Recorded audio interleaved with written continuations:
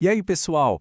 Olha, se o papo é segurança de aplicações web, não tem como não falar do Burp Suite. Ele não é só mais uma ferramenta, sabe? É praticamente a ferramenta. Então aqui a gente vai direto ao ponto, cobrindo o essencial para qualquer analista começar a dominar as funções principais do Burp. A nossa jornada vai ser dividida em 4 etapas bem simples. Primeiro, a gente vai entender por que o Burp é tão fundamental. Depois, como instalar e configurar tudo rapidinho. Em seguida, o coração da nossa conversa, as 10 ações mais importantes. E, para fechar, algumas dicas para otimizar o uso no dia a dia. Vamos nessa? Beleza, vamos começar do começo. Antes de sair usando qualquer coisa, é super importante entender o poder que se tem nas mãos. O que será que faz o Burp Suite ser, assim, um pilar tão importante nos testes de segurança? Resumindo de um jeito bem simples, o Burp Suite é um canivete suíço de ferramentas. Ele foi feito para ficar bem no meio do caminho, entre o navegador e o servidor da aplicação. A ideia é essa. Ele permite que a gente veja e, mais importante, manipule todo o tráfego que está passando ali. E é exatamente aí que a mágica acontece para encontrar falhas de segurança. E aqui a gente vê o poder dele na prática. A capacidade de interceptar o tráfego em tempo real é o que muda o jogo. A partir daí, dá para analisar cada mínimo detalhe, caçar vulnerabilidades super conhecidas como SQL Injection e Cross-Site Scripting, e o melhor, tudo isso numa interface que funciona bem tanto para quem está começando quanto para quem já é veterano na área. Certo, agora vamos para a parte prática, mão na massa. A boa notícia é que botar o Burp Suite para rodar, especialmente em sistemas como o Kali ou o Parrot OS, que já são focados em segurança, é um processo bem tranquilo. O processo todo se resume a esses 4 passinhos. A gente começa dando aquela atualizada básica no sistema. Depois, é só baixar o arquivo jar direto do site da PortSwig.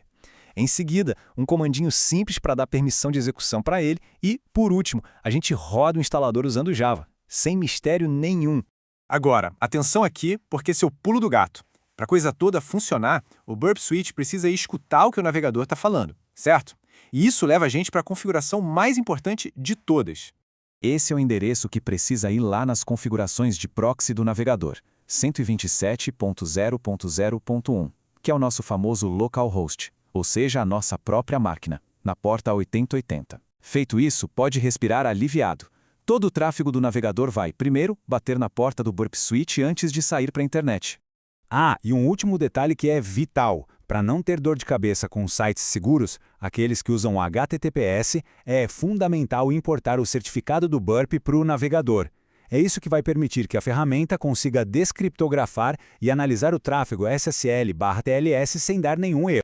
Bom, com tudo pronto e configurado, a gente chega na parte principal desta análise.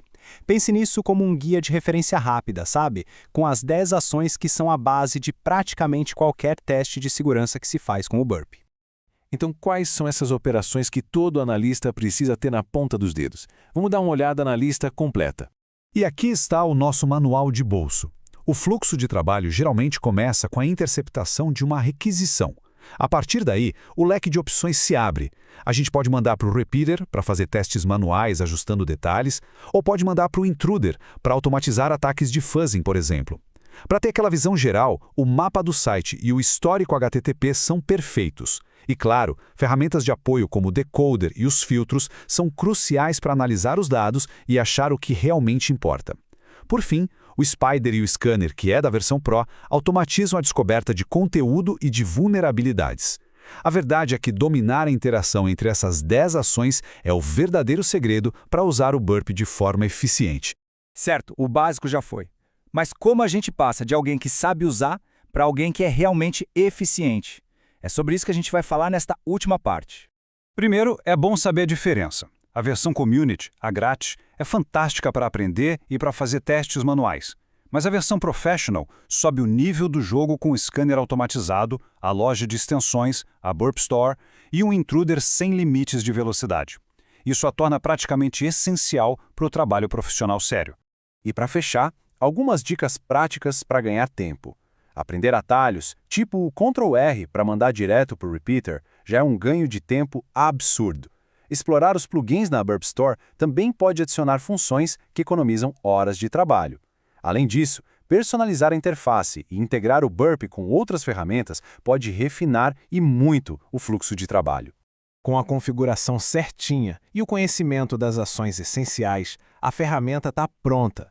A pergunta agora não é mais como usar o Burp Switch, mas sim o que vai ser descoberto com ele. A próxima vulnerabilidade está só esperando para ser encontrada.